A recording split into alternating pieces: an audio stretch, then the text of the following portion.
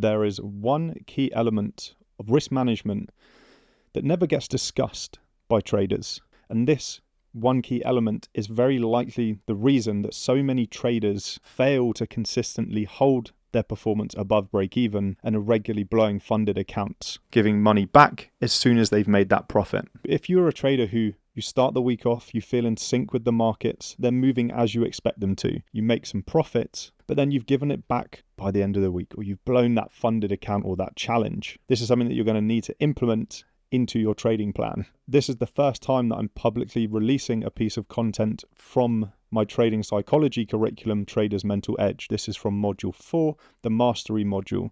And in this, I decode the psychology of risk management. I go into full depth about what risk management is, how to use it effectively, what it should look like in your trading plan. And then I cover that key element, which I don't hear discussed, that is likely costing you a lot of profit month after month. Enjoy.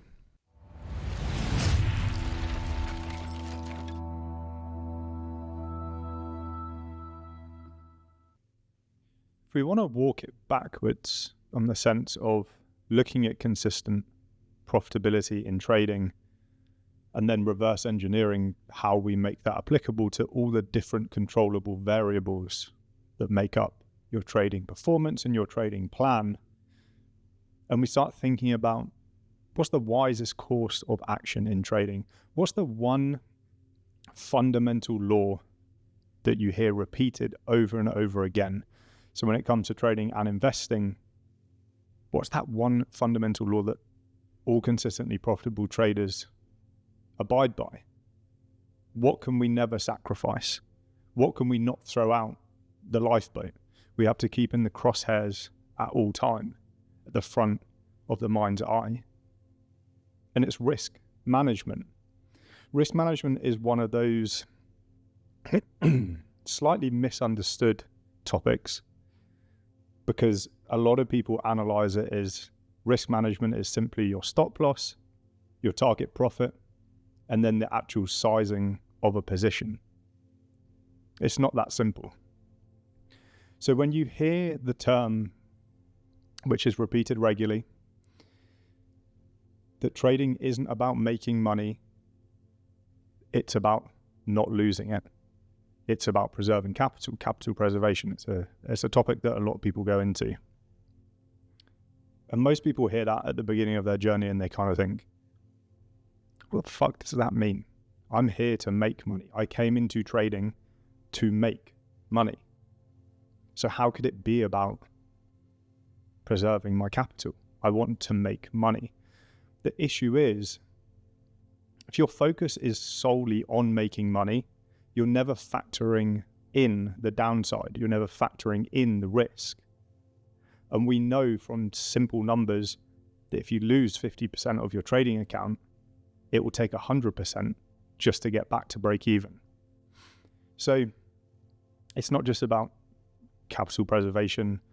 It's also a sense of longevity. Everyone in here who's taking their mindset serious, working on developing their mental edge in the markets to align with their technical edge, all of you are in this for the long term. No one's come in here expecting to get rich quick. That's nothing has been promised along those lines, and I don't talk about technicals in any sense. So you'd be in a very wrong place if you were looking to get rich quick.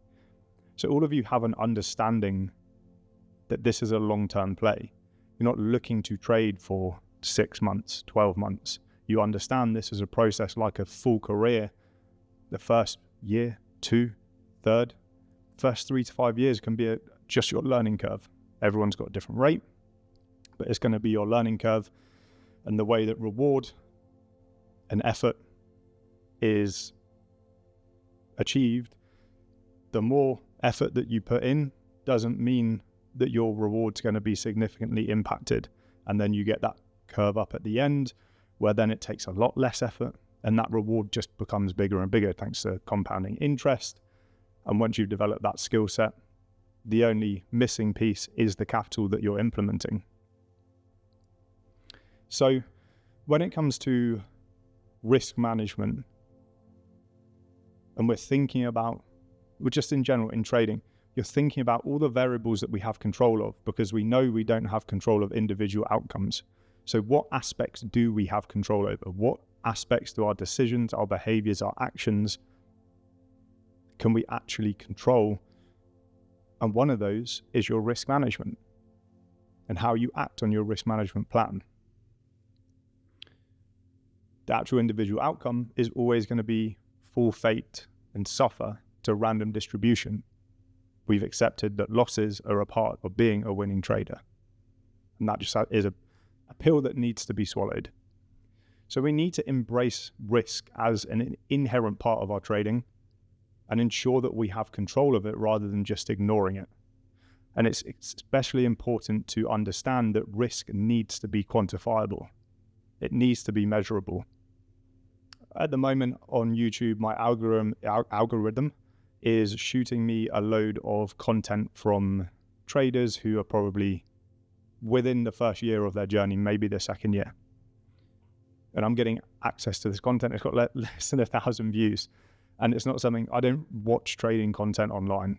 The only thing that I really watch is a couple of podcasts when it's someone who I know that I respect and I want to listen to their input, because 95% of anything that's out there, I've already been through. I already have the experience. I already have an in-depth knowledge of what is being talked about, so I don't need to consume it, and I don't want to consume it. So this is a new thing that's only been happening over the last 3 weeks or so, but I've watched a couple out of interest just because I find it intriguing to sort of see where people are, because my perspective is so far shift from what it is like as a beginner in the second year of your journey, in the third year of your journey. I'm so far removed from that, it's sometimes hard to understand issues that people still may be having. And risk management for me, when I first started, was just a very simple thing. I came in with the background of poker, so I understood strategy, I understood bankroll management, I understood that you have to lose in order to win. A lot of the concepts, the base fundamental mindset concepts, I already had a great understanding of because of my experience during poker and having to adapt my mindset to that game, which has similarities. So when I came in, I was told, you risk 1%. So what did I do? I risked 1%. And for the first 3-4 years of my trading career, I never strayed from that. Never strayed from it. And then there was a challenge that was going around at that time. This is before prop firms. This is before trading is what it is today. And the ease of access was much, although it was still significantly low, it was much higher than where it is now. Now, if you've got £100, you can go do a 10K challenge, 20K challenge, and then you can have some capital. And a lot of people then want to talk about it. And then that's why you have so many people posting trading content, because the barrier to entry is basically nothing now. So at that time, there was some people who are in similar situations to me. And one of the challenges that came around was this thing called the 5K challenge, which was you start with 5K and your aim is to grow it to as high level as possible. And what I didn't really have the knowledge of when I started that, because I joined along, I thought it would be something interesting to do.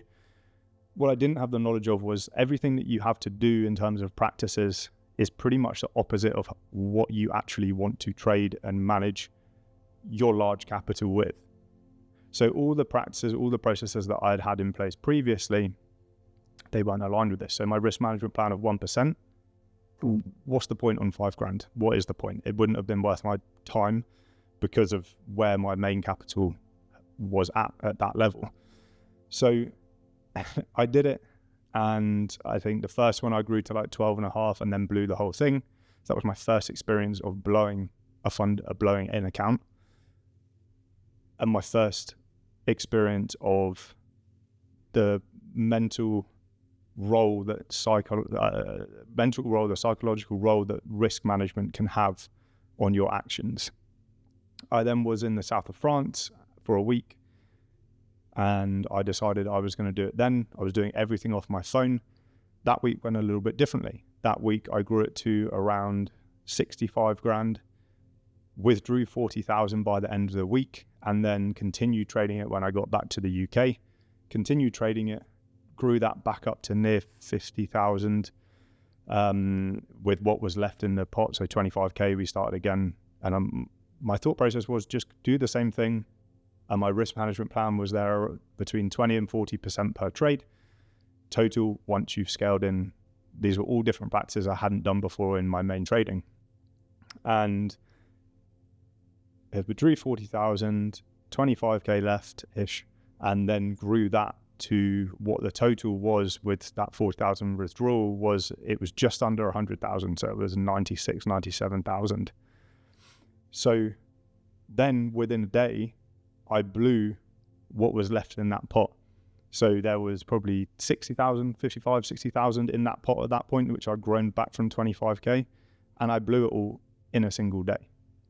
Before that process, I'd never understood how people blow accounts, how people deviate from their risk management plan, because I knew one thing, which was risk 1%, and it was a golden rule. So I followed it. And this was my first experience where I got to see the psychology of risk management at play. And it was part of it. It didn't obviously affect, I still ended up making money. I think I did it 2 or 3 times after that and blew all of those pretty much straight away. But I still was around break even or up a little bit of money from the overall little project of this 5k challenge. But it was very insightful to then understand when I hear other people talking about, I've blown an account, I've done this, I've done that. Because my risk management plan and what was specified and what I just followed, because it was the only thing that I knew, was risk 1%, compound up and down at the end of each week or the end of each month, depending on how much fluctuation up or down you've had. So I never got it because you could never blow an account if you compound up and down.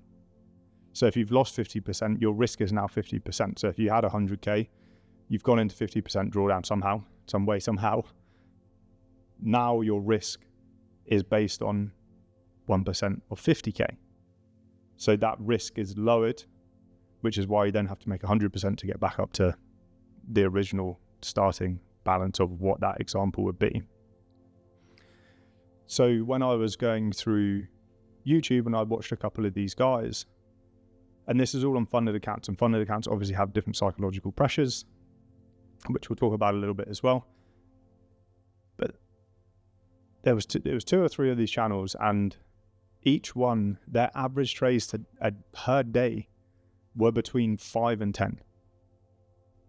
Their average win was rarely over their average loss, which means they were cutting their profits at 1-to-1, even though they'd show you the chart and they were shaping up 5% moves, but they were always taking the 1%.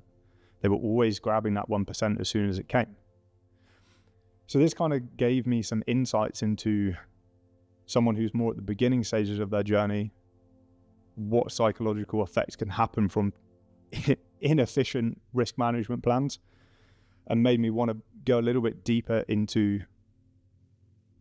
why it's so important to manage your risk effectively, the cognitive distortions that can occur, and what the repercussions of having a bad risk management plan is, or not following your risk management plan, just to stress the importance and shape your perspective of why risk management is so crucial. So risk obviously needs to be quantifiable. When we're talking quantifiable, when we're talking about elements of our trading that we can control, it has to be measurable, which is why in the previous piece of content, Navigating Emotional Intelligence, I gave you some data measures so that you can measure the quality of your decisions.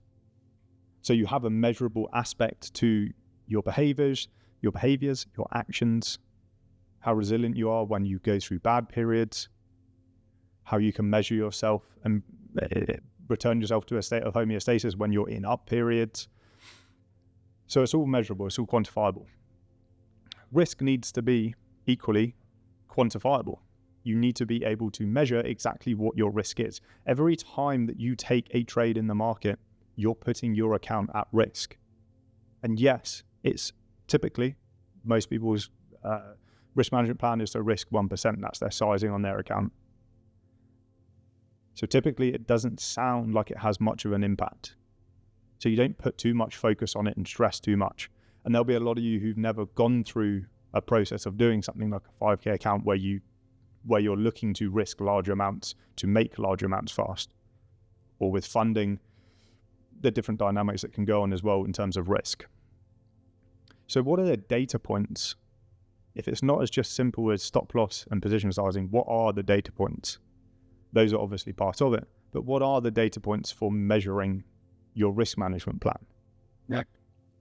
So obviously stop loss, position sizing, but what we need to also factor in is your target profits, so how you scale in and scale out of positions, as well as the number of trades that you're taking. Because every single time you're taking a trade, I'll say it again, you're exposing your account to risk.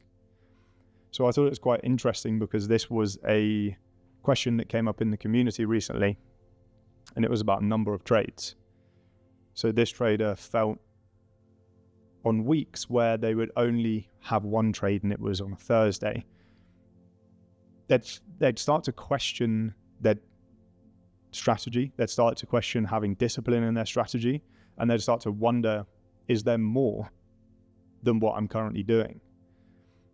And my answer to that is the less trades that you can take but still generate a meaningful return, the better your portfolio is. When you go to a hedge fund manager, so if you're looking not for prop firms, but if you're looking for external capital and you're going to someone with your track record, whether it's a high net worth individual, whether it's a hedge fund, whatever it may be, when you go to them with a track record, their first question won't be, what has your return been? They want to know their downside. That's what they want to know. They want to understand what risk their capital will be put through. And very rarely will you sign someone up to investing into your style, your strategy, you as a trader, if you have very volatile returns. So if you are in a position where you're taking 60, 70 trades a month, you're exposing them to 60 to 70% risk of their investment each month. So this is what people kind of miss when it comes to risk management, is the piece around the number of trades that you're taking. And that's what that phrase is. Trading is about, not about making money, it's about preserving your capital, because that's how you ensure that you have longevity. That's how you ensure that you're around to play when the environment suit your trading plan. If we think back to what I was saying about the content that I was seeing on YouTube, and I was talking about there's people out there who will still take up to 10 trades a day.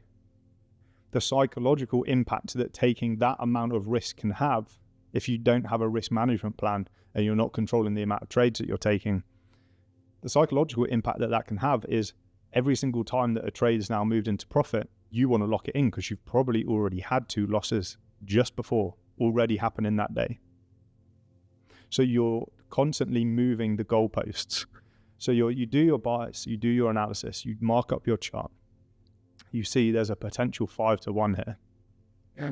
If every time you cut it at 1-to-1 because of the psychological turmoil that you're causing yourself through over trading, through taking way too many trades, or from using a very large position sizing, say that you've sized it so that you're risking 3% of your account. When that moves to 1-to-1 and you realize you can get back to break even by now taking the profit here instead of following your analysis, following your trading plan, and following your target profit, that's going to cause issues. We need a clear, defined plan. And this is what your risk management plan is. Your risk management plan includes your stop loss. Where should your stop loss be? Your stop loss should be wherever invalidates your trade. People talk about fixed stops and fixed target profits. For fixed target profits, I get it more. And I can see why people do that, especially in the funded space. I get why people have those set profit levels. Right, this has hit 3-to-1 risk reward. I'm taking 50% of my profit. Fine, I get that. It's an effective way to manage risk and remove any sort of discretion that you can build into the risk management plan. I understand that. With stop losses, your stop loss should always be what invalidates your trade. So when you're going to place your position, you identify the area that if this area gets hit, my bias, my analysis is no longer relevant. And that's where you should have your stop placement. It shouldn't be, oh, I'm going to put it up here because it means I get higher risk reward, because you're going to get stopped out more often. That's not measurable. You can't do that over a large sample size and build your strategy from data if you're very discretionary with where you put your stop loss. So with stop losses, it should be predefined. It should be somewhere, it should be at a place of price action that if it gets hit, your idea is now invalidated. It's no longer a trade. With your target profits, I think that you can optimize this however you want it to. Depends on your approach. Some people will choose for fixed risk reward, relevant to, okay, this is 3-1, I'll take 1.5% here. Okay, now it's hit my main target. I've banked a total of 5-1, and that's what I'm happy for. That's all I'm looking to achieve. My data backs that decision up. Yes, I'll miss out on some trades, which could have been 7% move, but on other trades, I've still banked 1.5% from my 50% at 3-1, and it's come back to my stop. It's come back to my trailed stop at break even, and it's taken me out, but it was still a winning trade. So that's something that you need to have experience with through looking at data, build it for yourself, and understand what you believe is the most optimized, but backed up with proof from that data. The other option is where price is relevant to move to, and that's more how I act. I look at where are the most likely areas that this could turn around from if it goes in my favor, and that's where I'll start to take profits. Whether that's at 2-1, whether that's at 4-1, it's always relevant for me where the charts are, because I study price action, and that's the data that I've built to support that decision. So target profits should be defined. It shouldn't be something which you enter a trade and then you question, where should I be targeting? Because sometimes you're going to enter a trade and realize, wait, where I'd start to take profits normally, we've already reached that and we're only 0.5% up. I'm not going to take partials here. So it's equally an important piece of the puzzle. Position sizing, again, that's a personal decision. And again, it's going to be relevant to what vehicle you're using, whether it's personal capital, whether it's investor capital, whether it's funded accounts, whether it's a challenge for a funded account. The position sizing is going to vary, but you should know specifically for each account, if you trade multiple accounts, what that looks like. Yeah. So I never moved from risking 1%. 1%'s always been the foundation which I've worked off of. I have confidence in it. I know that losing 1% or losing 2% in a day, it doesn't affect my mindset. It doesn't affect my decisions. It doesn't affect anything. Could I be more aggressive because I have confidence in my competence and my skills and my ability? Yes. I personally don't. One, because in a funded account, I think that you're exposing yourself to more risk than I personally would want to take. In challenges, different. If you don't want to waste time, you've got the capital, you've got the means that you can churn through 3 or 4 accounts before you pass one and get it. I don't have a problem with that. I think you can risk 2% a trade and accept that you've got 5 trades in order to get it and pass, or you're blowing the thing, but you'll buy another one because it doesn't really have any impact on your overall position. Do I think that you should be limiting anything under 1%? On challenges, I personally would tell people no, because you are wasting time. Even if that fee does mean something to you, I still think that 10 losing trades in a row is a very, if you are at a place where you have confidence in your ability, you have confidence in your skill as a technical chart reader, which if you don't, you shouldn't be doing challenges in the first place. But if you have that ability, yes, I believe you should be risking 1%. You've given yourself a gap of 10 losing trades in a row, and ask yourself, look at your data. When's the last time that you lost 10 trades in a row?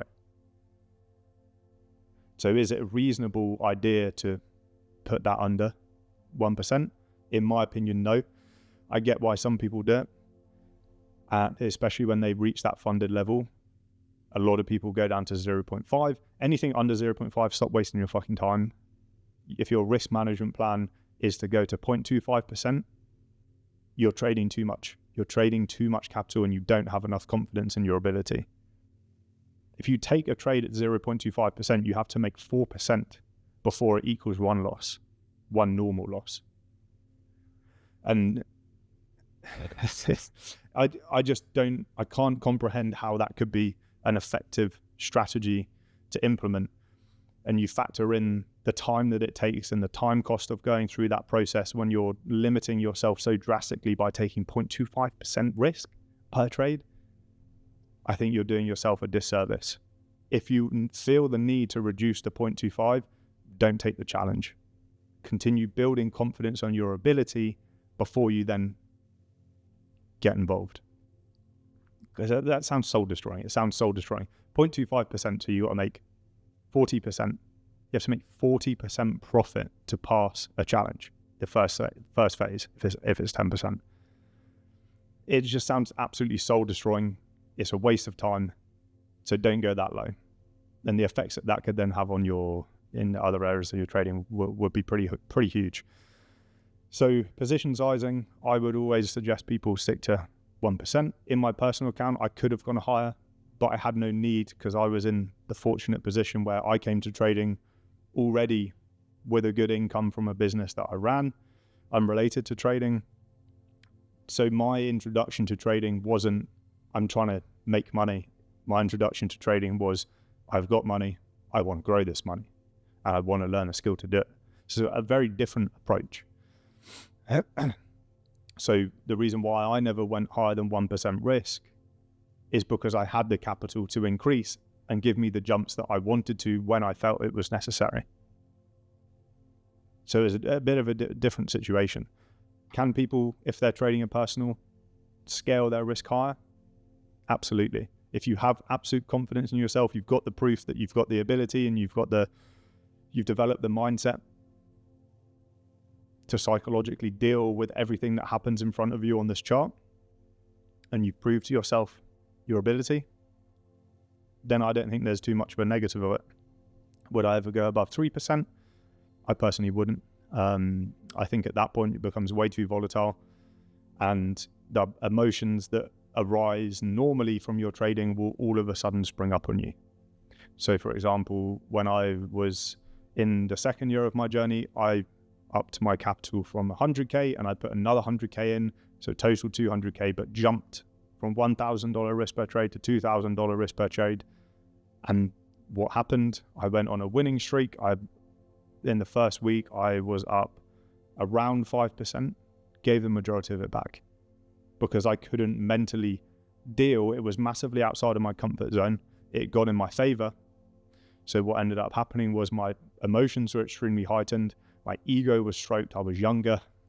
I was a young bull, and it made me have bad discipline, bad actions. I'd take trades because I thought, why not? This could be this. And it made me take trades that I would never usually take. So that was an adjustment period for me. And it's something to be cautious of.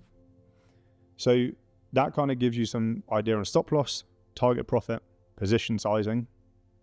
So then let's talk about number of trades, because this is an element which I don't think I've heard people talk about before. Yeah. And I think it's why so many people are lost when people say trading is about preserving your capital, because they think, what are you talking about?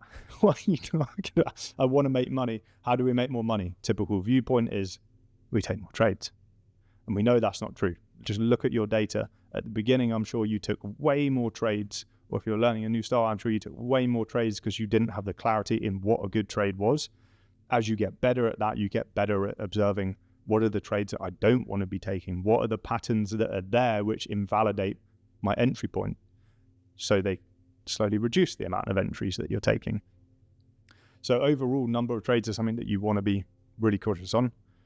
One, for some of the explanations I've already given, it's going to increase the emotional arousal during the day. It's going to keep you in that fight or flight state and have your mind clouded because you're constantly seeing threat over and over again, and you're exposing yourself to a whole array of threats all at one time. Whereas if you're taking 1 trade a day, 2 trades a day, if it's there, if it presents itself, you're much more reduced in the decisions that you have to make and the actions you have to make. Most of it is already predefined, so you're not going to have that same emotional arousal that's going to make you lose control and allow the emotions to take over your logical thought processes. So when it comes to number of trades, just bear in mind that the less trades that you take, likely the better that your overall performance is going to be. Obviously, it doesn't mean don't take trades. It doesn't mean don't take trades that meet your plan. But if you're cutting down the number of trades that you take and you're very specific about this meets my plan, I need to execute now, then it's going to be a much, much smoother ride. If you're taking 10 trades a day, you're not trading within your plan. Are there people who successfully do that? Micro scalpers, blah, blah, blah. Of course there is. There's anomalies. For the average trader, for the normal trader, for a normal day trader, should they be taking that many trades a day? Absolutely not. So what I would encourage you to do is have a hard rule on how many trades you can take a day. And don't frame it wrong in your mind, because this is one of the things that I hear. And it comes from experienced people. And I just think, if this is your best advice, you really are not playing the same game as me. But it's something that you hear where people say, limit yourself to 1 to 2 trades a day. The problem is, if you don't think about it any further than that, what you're doing is you're now setting up an expectation to take 1 to 2 trades a day. Do not misunderstand what I'm saying. Allow yourself, if it meets your plan, to take 1 to 2 trades a day. That doesn't mean you go in with the expectation at the beginning of a market session thinking, right, I've got to take 2 trades today. I want to take the 2 trades. So that's how most people will frame things in their mind, right? If you have an expectation coming in, thinking I'm taking 1 to 2 trades today, you're going to take 1 to 2 trades. And what happens in the days when there's nothing that meets your plan? You're going to force trades outside your plan. So have a cap, a mental cap on what the maximum number of trades that you take is, and it's going to be style dependent. Some people will be 3 trades, and that's kind of where they want to cut it off after that. The maximum trades that I will personally take is 2 trades, because I trade 2 1-hour windows. So I want to be able to catch an opportunity in both. And if I catch an opportunity and I've got the wrong side of it, then my bias, my analysis of what I'm looking for is either wrong, or probability is just not on my side. So I don't need to then continue looking for another trade during that 1-hour window. I have a refresh and then I'll address the next session. So think about the limit of trades that you take on your account. Don't go into the day with the expectation of I'm going to use my limit, because you will. Yeah, that's when it comes to number of trades as a quantifiable part of your risk management plan. And remember, we're here to build longevity, right? We're here to play the markets, manage our risk, so that in the times when the environments suit our trading strategy the best, because if you look at your data, you probably have 2 to 4 month window, 2 to 4 of those months are out of a year. That's where the majority of your returns come from. And you need to be around for that. That's why I also warn people at the beginning of a new year, don't go in guns blazing, because the market environments are going to be a bit different, because they're going from low volume over the holidays.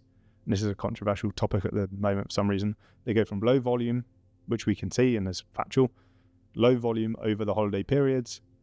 And then the volume slowly ramps up to around mid-February, which is when they sort of return back to normal. So in those environments, if you go shooting, and in that transitional period where markets are returning back to what they previously have been, which you know has been working well with your strategy, if you blow everything in that first period, you're no longer there to play. And with funding accounts, it's even more prevalent. If you blow the funding account, you're then probably going to miss out on the best period because you've got involved in the worst period. So with number of trades, just be aware, the more trades that you take, the higher your risk is. So although that you may not feel like you have a risky plan because you've defined a 1% risk, you're not thinking about the other quantifiable data points, and say you're taking two trades a day. That's 10 trades a week. That's 40 trades, 30 trades a month. So in a month, you're exposing your account to 30% potential drawdown because you can't control the outcome. Does that sound like a good plan? Or does that sound like you're over-risking in the overall grand scheme of things? Those are the questions that you need to be asking yourself.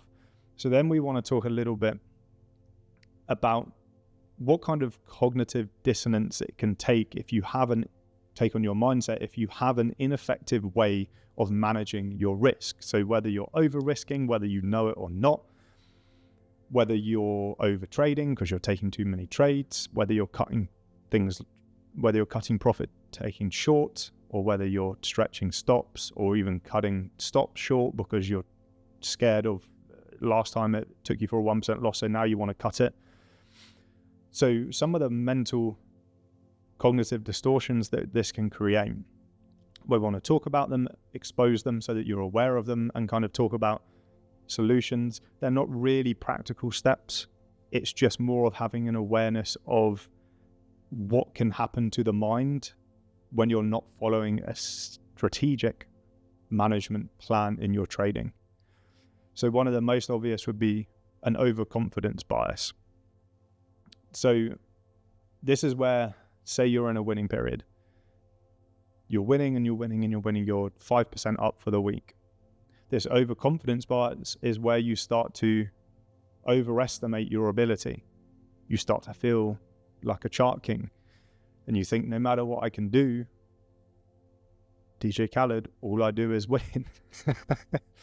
And what happens then is, because you're so overconfident in your ability, because the market's been proving to you you are right, and you want that, you get suckered into it. You start to underestimate the risk that you're being involved in by taking lots and lots of trades. So you start to not think. You start to get overconfidence in your ability, and you start to not think about the risk being on every time you take a trade.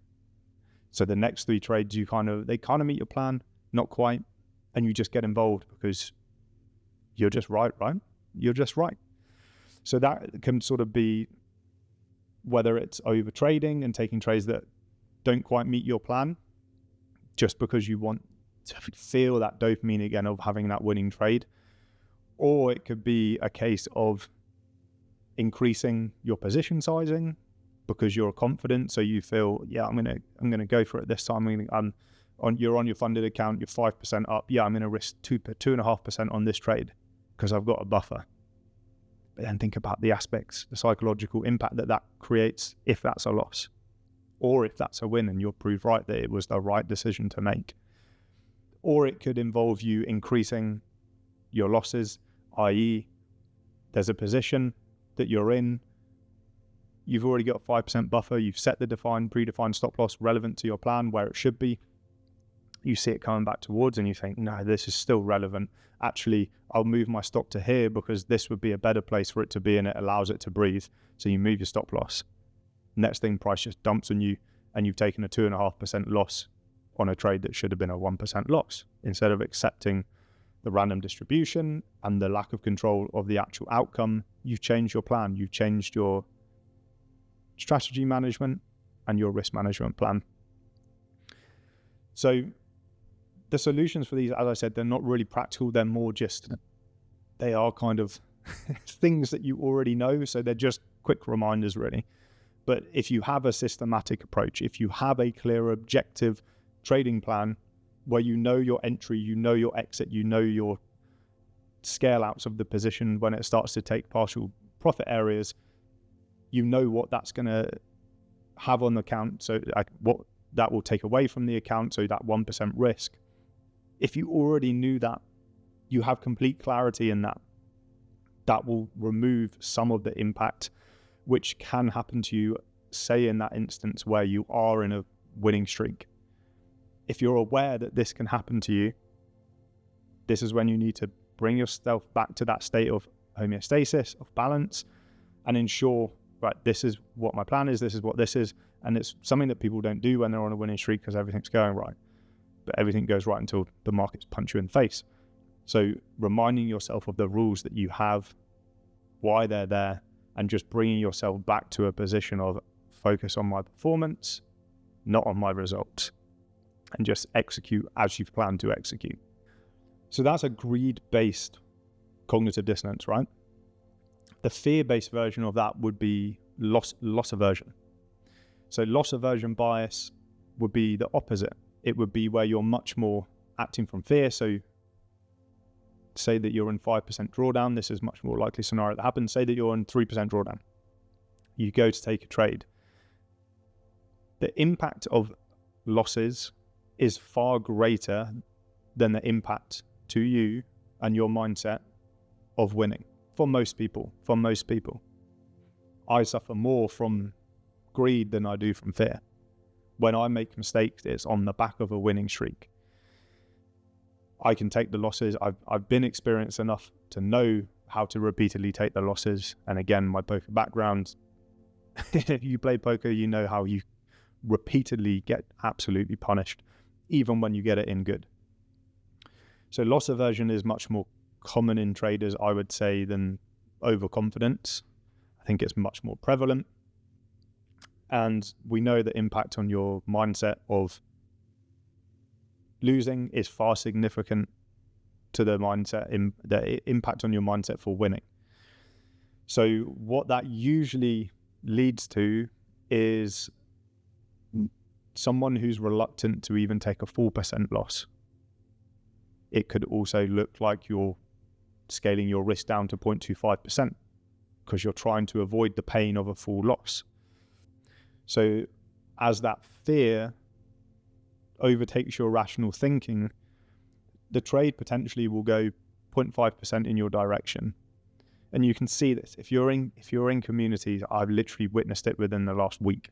If you're in a community, you'll see in real time the emotions of a trader if someone is new and they're typing out all their thoughts to everyone else because they kind of want that social backing and social proof, and it kind of takes some of the accountability off their shoulders. But what will happen is you'll see if a trade goes straight into profit, right? 0.5%. You'll see and feel elation from them. The only expectation that they now hold, because it's moved in their direction, they think that they're right. Because it's bounced off of their entry point like that, gone into profit. I was right. This is a winning trade. It's a 4-1 and you're 0.5% profit and you've already come to that conclusion and you have zero control. Well, no. So it moves 0.5% into a win. They feel elation. They feel like they're right. They feel confirmation of their ability and they're expecting it to be a winner now. They have that expectation. Price now starts to pull back. Oh no. Then you'll see the other flip side, the fear come out of them. Oh, maybe this wasn't right. They'll start to hesitate. Was this a good trade? Was this a bad trade? They're sending it into the community. Any feedback on this, guys? Do you think I should cut this short here? It's a Friday, maybe volume's low, blah, blah, blah. And they'll start to justify to themselves of the reasons why they shouldn't be in the trade. And then what will typically happen is the trade will then go below their entry. Right. Bear in mind, it's probably only moved 4, 5, 6 pips in their direction. But they've been through this roller coaster of emotions. This has all happened in 20 minutes. Roller coaster of emotions from already spending the money, accepting that it's going to be a winner, accepting that they're right, to as soon as it turns around, oh, maybe this wasn't a good trade. Maybe I should cut this here. So then it goes a little bit into stop loss. What do? They have a loss aversion bias and they close the trade down. Even if it's a great trade to their plan, logically and methodically, it's the correct entry to take. Their rational thinking is completely overwhelmed with a sense of, I don't want to take a 1% loss. I don't want to take another 1% loss. So what do? They'll cut it, 0.2% loss. Okay. then what's likely going to happen? You'll probably just take the recent price action where they got their entry, and then it will, if it's a good trade, 65% of the time it's going to then go back in their favor, and they're going to miss out on the profit because they couldn't face accepting the risk of that 1% loss on their account. So that's just an example of how loss aversion can work in real time, and you can see it. And this is kind of where the benefit of I get to be in certain communities and I get to witness it. I see it in real time. And this is why if I ever share a trade, I either share it when it's over. So if it's a 4% loss, I'll share it once it's over. If it's a break even, I'll share it once it's over. If it's a winner, I'll show it after my first partial. I don't want to be thinking about anything until it's hit my first partial area, because everything's predefined, right? Nothing happens in the middle of that. So I don't have any thought process. I'm waiting for it to either go and hit my first partial, or I'm waiting for it to take me out for a full 1% loss. I fully accept the risk that this could be a 1% loss when I take on the trade, and I keep that in my mind until I hit that first partial area. And that's how you need to operate. You have predetermined stop levels. You have predetermined target profits, whether it's partials or full profit. You should have a management plan. When are you going to remove risk? Are you removing all of it? Are you removing 0.5% of it? What is that? What does that look like? You should have all of those predefined rules in place. So that initial stage between the first place of action, there's nothing to think about. You should be in a completely neutral state until you hit your target profit one, and then you need to make some action. You need to have some actions following your plan, or whether it hits your stop loss. You have some actions, you finish uploading it into your journal, and you write down objectively what happened. So we know that there's clear defined plans of what we need to follow. So these are just things to be aware of, and remember your risk management plan throughout the duration of a trade. You've got confirmation bias, which is another cognitive dissonance that can occur. Confirmation bias is essentially where you look for things only on one side. When you're looking at price action and you're going to take a trade, you're looking for only confluences that align on one side. You're either not looking at the negatives, or you're not looking at the positives, which back up taking it or don't taking it. A lot of people will have confirmation bias in the sense of they can't look at their potential opportunities from a balanced point of view.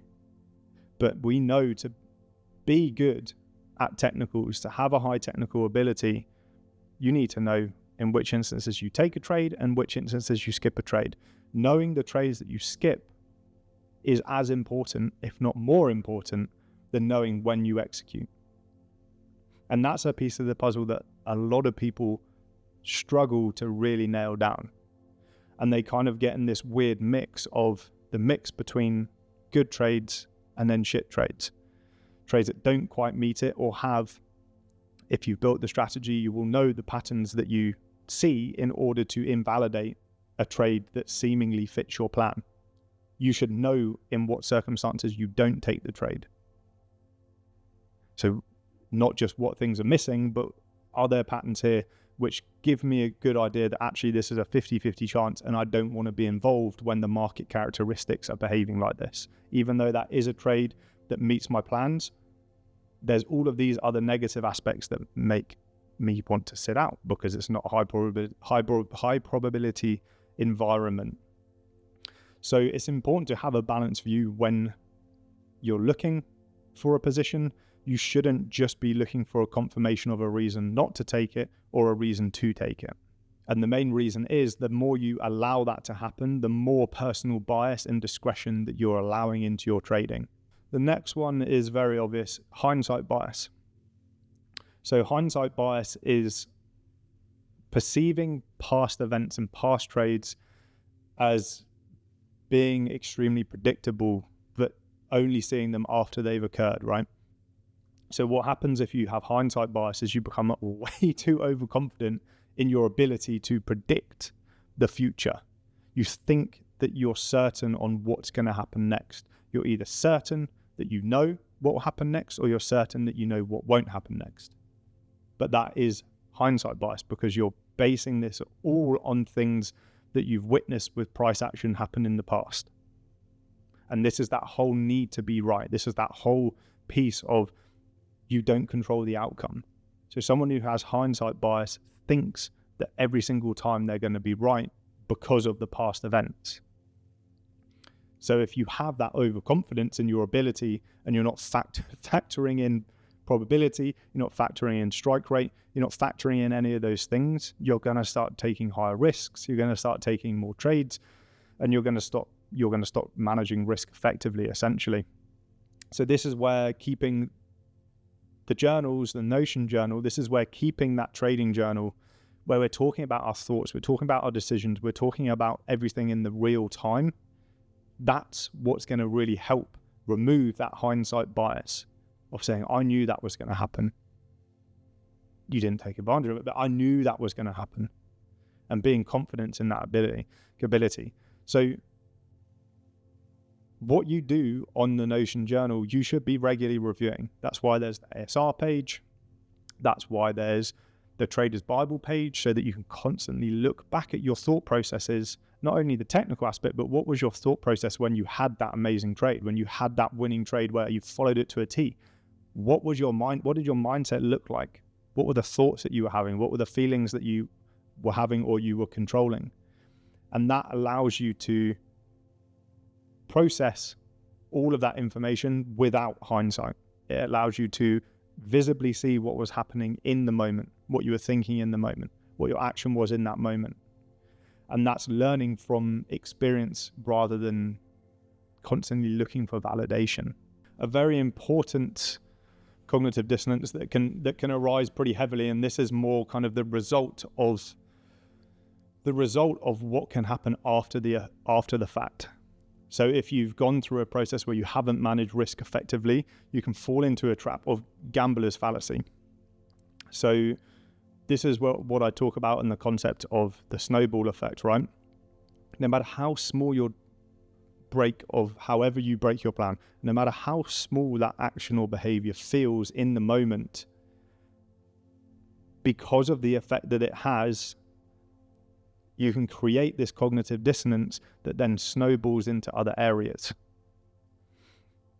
So when we think about it from risk management, what happens with gambler's fallacy is, and this is also another one as well, which I want to talk about, closely related, but what happens with a gambler's fallacy is, say you made that decision, say that you were 5% drawdown on your trading account, on your funded account. It's just easier to think about the funded accounts because they have an expiration amount of 8-10% risk. You're 5% down. You're really pissed off for whatever reason, and you go outside of your management plan. You risk 3% the next day. You take a trade. You think, I either want this to go back into profit because I'm desperate, I need the money, I need the payout, or I want to blow it so that I can start another one. So you take a trade that's 3%. You line it up, it's 3%. Okay, what happens? This time, you get lucky. It goes in your favor. All of a sudden, you end up at the end of that trade, you're now up 2%. You were down 5, you risked 3%, you're now up 2% on the account. So it's a 2-to-1 trade. A little bit more than a 2-to-1 trade. So what happens with gambler's fallacy is, because of that's happened, next time that you are down at 5% drawdown on a funded account, which will very likely happen at some point, what happens is your mind subconsciously recalls that event. So what are you going to do? You're going to do it again. You're going to do it again. And you're going to end up doing the same thing. And next time you're 3% down in drawdown, you just think, well, I could just take that 3-to-1 trade again. Sorry, that 3% risk trade again. And all my problems will be sorted. Oh, this time it doesn't work out. This time you blow the account, and then you blow the account again, and then you fail challenges. So this is where that snowball effect can have. You can't just believe that the occurrence of a certain outcome is more or less likely because of something that you've done before and the outcome of that specific individual event. We know that losses are a part of trading. We know that it's all about probability, and every individual outcome is out of our control and is completely independent to each other. So don't allow that to affect your risk management plan by not making the issues in the first place, because if you go outside of your plan in one aspect, you're very likely to then introduce it in another aspect, and it's going to lead to those suboptimal decisions and bad behavior patterns. So we need to acknowledge, we know each trade, the outcome of each trade is uncontrollable and it's independent. Past outcomes do not predict the future, and they will not predict what will happen the next time that you do it. So the decisions that we make are based on our plan, probability, risk-reward ratios, and our overall technical bias, technical analysis of the market, rather than expecting a past event to happen again. And that was something, when you refer back to that 5K challenge, that was something that I definitely fell for. I had such a good performance the second time that I did it. I did it 3 or 4 more times after that, thinking that it was just going to happen again. But do you know what? It probably wasn't my skill and ability that allowed me to do that. It was also equally the timing in which I did it, and the week that I chose to do it, it was aligned with how I view the markets, and it gave me the returns that I ended up getting on that second challenge that I did it. When we think about accountability and a cognitive dissonance that can be relevant to accountability, we also have something called a self-serving bias. So a self-serving bias is when you go through a winning streak and your confidence is up, what can happen is you start attributing all positive outcomes, so all winning trades, to your ability and your skills and your decision making. And any negative outcomes that you have, that can make you think it wasn't your fault. It can make you detach from any accountability of the decisions that you're making. So you're putting way too much emphasis on winning as being all your hard work, all your skill, all your ability, and then losing is external factors. Oh, it's because you saw someone post something up in a community and you decided to take it as well, and it was a loss. So it leads to a lack of accountability for your actions, and also for any sort of bad risk management plan that you may have. Similar to this, we've got herding behavior. So herding behavior is when you're too involved in the community and you're observing what other people are doing, and you're making your decisions from the information that they're providing. And we'll talk about this a lot at the end, because it's something which, not the end of this, the end of the self-mastery module, because not enough people say, and this is this is down to the mentors, right? Mentors work on a service fee. They work on a membership model in which you pay them per month or per annum. So they have a vested interest in you staying attached to them, in being accountable or feeling accountable to them. So they have this, I would personally call it conflict of interest, to want you to keep subscribing to their product. Obviously the highest level of thinking about it is, most people, if you can provide enough value, most people will make money from the product that you give them, meaning that actually the value that you're offering, they can still become completely detached from you, but still want some involvement in it. So they're just paying your service fee because they appreciate what you've done, and they want to be kept in the loop, and they want to keep seeing you evolve because that helps them evolve. That's not the case for a lot of mentorship groups. A lot of mentorship groups run on the fact that there's bad information. They're not actually really helping people, and they don't want to, because it means that you keep paying and paying and paying. If you've been paying the same mentor for 3+ years and you've never had results, I would highly encourage you to question that mentor. I'd highly encourage you to question the strategy that's being taught, because they're not telling you something. They're not telling you something.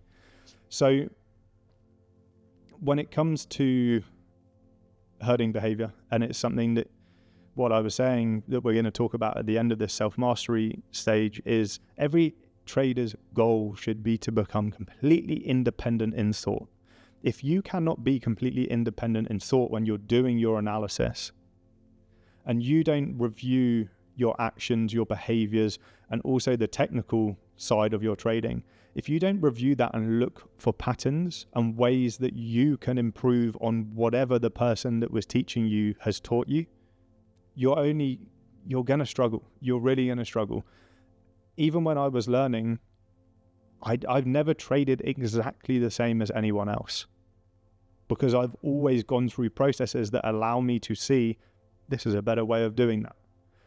This is obvious to me that this has happened 30 times over the last quarter. I need to make a change.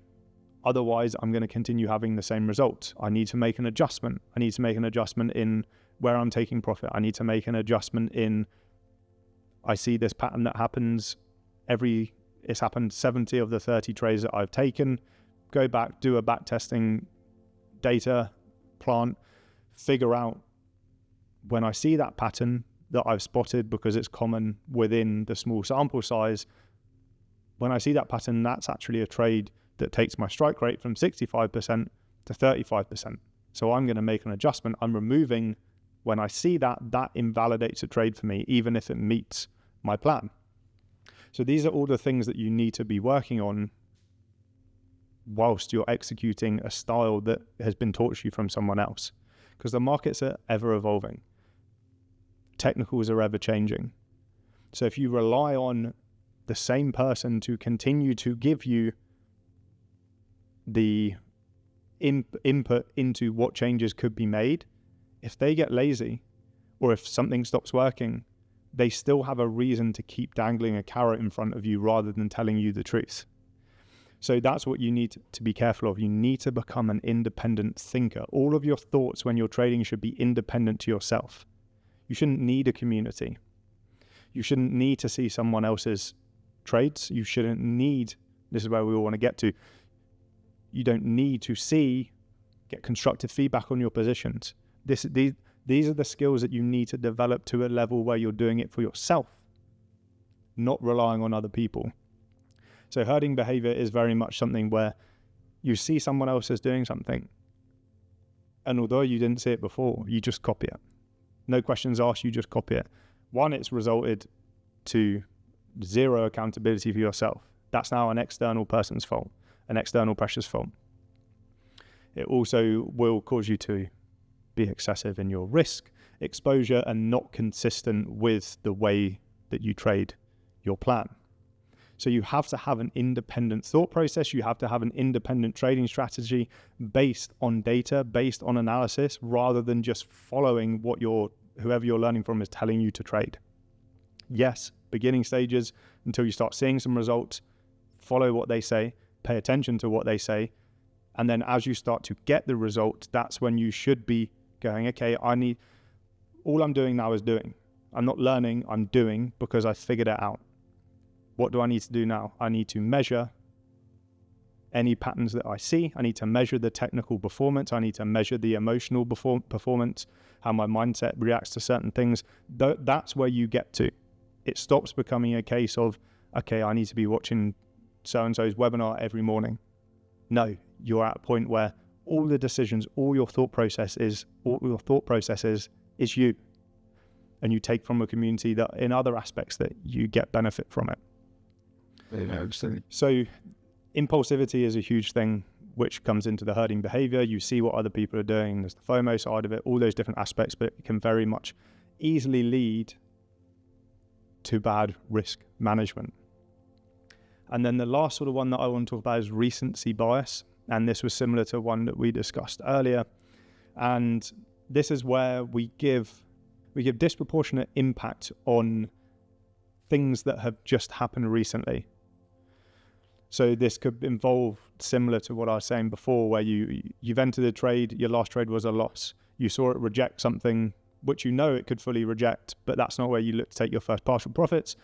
It rejected it and came back and took you for a full 1% loss. This is where, because that's the most recent thing that's happened and that's what's in your mind, even though it's a tiny data sample, it's literally one trade, that can then impact you on the next trade if you don't have that strong risk management in place. If you don't know, if you aren't completely set on this is where I take profits, you have that predetermined risk, you have the predetermined stop, you have the predetermined profit levels, and you have a predetermined level of how many trades are you taking, the exposed risk to your account overall. So that's just some insight into some cognitive dissonance that can come into play and start to run rudely on your risk management going forward, but also if you do step outside of your risk management plan, what impacts that can have going forward and how that can affect your trading performance. So to round up this topic of risk management and the psychology, decoding the psychology behind risk management, we've established your risk management plan is more than just your position sizing.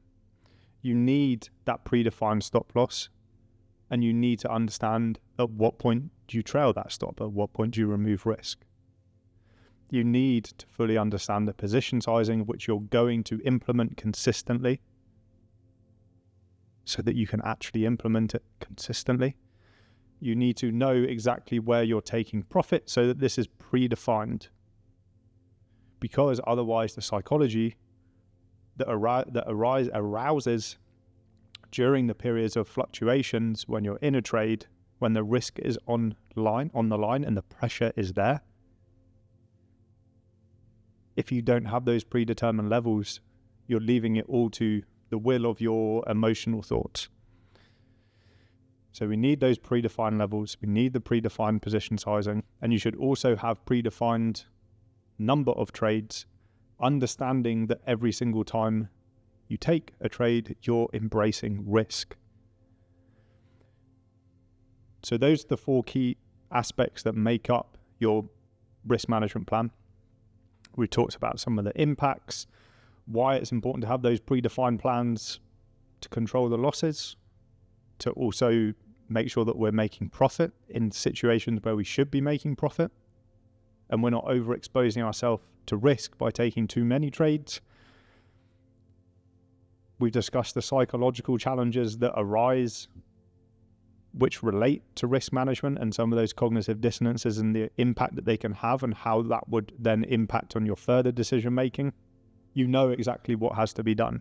You now hopefully have an understanding of why risk management is so critical to your mindset by having those predefined rules in place. Otherwise, you're leaving yourself exposed to observing the charts as potential threats. Whereas if you know exactly what you're doing every step of the way, it's harder to be aggressively emotionally unstabilized to a point where you start taking bad actions and start implementing bad behaviors. So risk management is essential through both winning and losing. We've seen both sides of the coin. It's not just a how much a greed aspect comes into it, and that's why we need to protect and have a risk management plan. It's also how much fear can implement and reduce the returns that you can make as well, because you're not effectively managing risk, because you're operating from fear. It has to be following a plan from a neutral mindset. We know that it takes a lot of mindfulness to manage the emotional reactions whilst we're in a trade, whilst that pressure's on. And lastly, we know that you need to build a mind that's resilient, a mind that is unaffected and operates from a neutral standpoint is the only mind that you're going to be able to execute your trading plan on. If you're very much undefined and unquantifiable with the risk management that you have in place, and you don't fully understand it, you don't truly have the exact plans that cover those 4 measurable data points, then you're leaving yourself open to psychological turmoil that will control and dictate your behaviors and actions and will affect your performance and results.